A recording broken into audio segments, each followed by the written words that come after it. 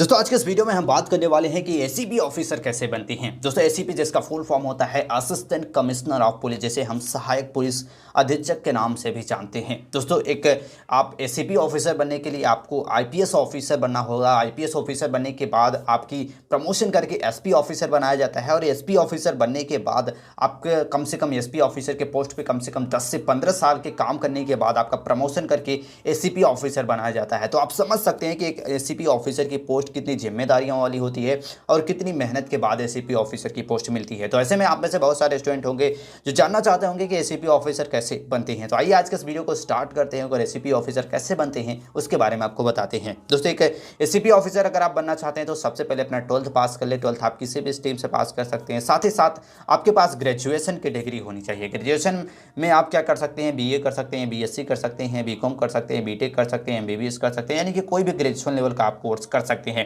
इसके साथ साथ आपकी जो उम्र होनी चाहिए वो 21 से 32 वर्ष के बीच में होनी चाहिए। इसके साथ साथ आपको जैसी आपकी उम्र होती है उसमें कुछ छूट भी मिलता है। ओबीसी के लिए 3 वर्ष, एससी कैंडिडेट के लिए 5 वर्ष उम्र में छूट मिलता है। इसके साथ साथ आप शारीरिक और मानसिक रूप से फिट होने चाहिए और आप भारत के नागरिक होनी चाहिए। तो ये कुछ क्वालिफिकेशंस होनी चाहिए अगर आप बनना चाहते हैं एक एसीपी ऑफिसर। इसके साथ साथ आपकी हाइट जो होनी चाहिए, अगर आप मेल कैंडिडेट है तो 165 सेंटीमीटर, फीमेल है तो 150 सेंटीमीटर आपकी हाइट होनी चाहिए। चेस्ट भी मांगा जाता है, अगर आप मेल कैंडिडेट हैं तो आपकी चेस्ट 80 से 85 सेंटीमीटर होना चाहिए। अब बात करते हैं कि 12th से लेके एक एसीपी ऑफिसर कैसे बनती हैं। तो एक एसीपी ऑफिसर बनने के लिए सबसे पहले अपना 12th पास कर ले। 12th आपका किसी भी स्ट्रीम से हो सकता है। देन आपको अपना ग्रेजुएशन पूरा करना होता है, जिसमें आप बीए कर सकते हैं, बीएससी कर सकते हैं, बीकॉम, बीटेक, एमबीबीएस कोई भी कोर्स कर सकते हैं। देन आपको स्टेट यूपीएससी आपका सिविल सर्विस एग्जाम को ऑर्गेनाइज किया जाता है। दोस्तों इस एग्जाम को क्लियर करना होता है आपको बेसिकली। दोस्तों समय समय पर इसकी वैकेंसी आती है, इसके लिए आपको अप्लाई करना होता है। अप्लाई करने के बाद इसमें 3 चरण होते हैं। इसमें प्रारंभिक परीक्षा, मुख्य परीक्षा और इंटरव्यू। इसे आप क्लियर कर सकते हैं। इसके साथ साथ आपके पास एक और रास्ता होता है, आप state PCS exam, PSC exam को भी दे सकते हैं, यानी कि state public service commission exam को भी दे सकते हैं। इन दोनों को एग्जाम को दे सकते हैं। दोस्तों इसमें अगर आप यूपीएससी की बात करते हैं तो आपकी एज लिमिट जो होती है वो 21 से 32 वर्ष होती है। वहीं अगर हम बात करें स्टेट पीसीएस के लिए तो 21 से आपको काफ़ी ज़्यादा समय मिलता है। 21 से 42 वर्ष के बीच में भी आपकी उम्र रहती है, तो आप स्टेट पीएससी एग्जाम को दे सकते हैं।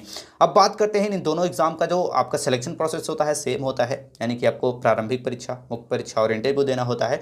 इसके बाद आपकी मेरिट लिस्ट बनती है और मेरिट लिस्ट के हिसाब से आपको पोस्ट में आपको दे दी जाती है। दोस्तों अगर आपको प्राप्त करना होता है, अगर आप बनना चाहते हैं एक एसीपी ऑफिसर, तो सबसे पहले आपको आईपीएस ऑफिसर की पोस्ट प्राप्त करना होगा और आईपीएस ऑफिसर की जब प्रमोशन होता है वो एसपी ऑफिसर बनते हैं। और एसपी ऑफिसर के पोस्ट पे आपको कम से कम 10 से 15 साल ईमानदारी से आपको अपना काम करना होगा और इसके बाद आपकी प्रमोशन करके आपको एसीपी ऑफिसर बना दिया जाता है। तो आप समझ होंगे कि सबसे पहले आपको आईपीएस ऑफिसर बनना होता है। आईपीएस ऑफिसर के पोस्ट पे बनने के बाद एसपी ऑफिसर बना दिया जाता है और एसपी ऑफिसर के पोस्ट पे कम से कम 10 से 15 साल कार्य आपको करने के बाद आपके प्रमोशन करके एसीपी ऑफिसर आपको बनाया जाता है। तो ये पूरा प्रोसेस होता है एसीपी ऑफिसर के बारे में। दोस्तों अगर आप यूपीएससी या फिर आप स्टेट पीएससी एग्जाम के सिलेबस के बारे में जानना चाहते हैं तो ऑलरेडी हमने इस पर वीडियो बना दिया है, जिसका लिंक आपको डिस्क्रिप्शन में मिल जाएगा। आप जाके वीडियो को देख सकते हैं, एग्जाम के सिलेबस और सारी जानकारी उसमें मिल जाएगी। अब बात करते हैं हम कि आपके जो एसीपी ऑफिसर होते हैं उनकी सैलरी क्या होती है। आप में से बहुत सारे स्टूडेंट जानना चाहते होंगे। दोस्तों अगर आप एक एसीपी ऑफिसर बनते हैं तो आपकी जो स्टार्टिंग सैलरी होती है वो भी लगभग आसपास होती है अपने लगभग 50,000 रुपये से लेकर 70,000 रुपये के बीच में आपकी स्टार्टिंग सैलरी होती है। और भत्ते वगैरह को ऐड कर ले तो लगभग 1 लाख के आसपास आपकी सैलरी पहुंच जाती है अगर आप एसीपी ऑफिसर वहां पे बनके पहुंचते हैं। तो 1 लाख आपकी स्टार्टिंग सैलरी होती है भत्ते वगैरह को ऐड करके, और जैसे आपका एक्सपीरियंस बढ़ता रहता है आपकी सैलरी इसमें बढ़ती रहती है। आई होप आप समझ गए होंगे कि एसीपी ऑफिसर कैसे बनते हैं, इनका काम क्या होता है, सिलेक्शन प्रोसेस इनका क्या होता है, कौन सा एग्जाम देना पड़ता है और इनकी सैलरी क्या होती है। सारी जानकारी इस वीडियो में दे दी है। दोस्तों वीडियो से रिलेटेड कोई भी मन में आपके क्वेश्चन हो तो कमेंट करके पूछ सकते हैं और ऐसे ही जानकारी के लिए चैनल को लाइक और सब्सक्राइब जरूर कर ले। मिलते हैं नेक्स्ट वीडियो में, तब तक के लिए जय हिंद।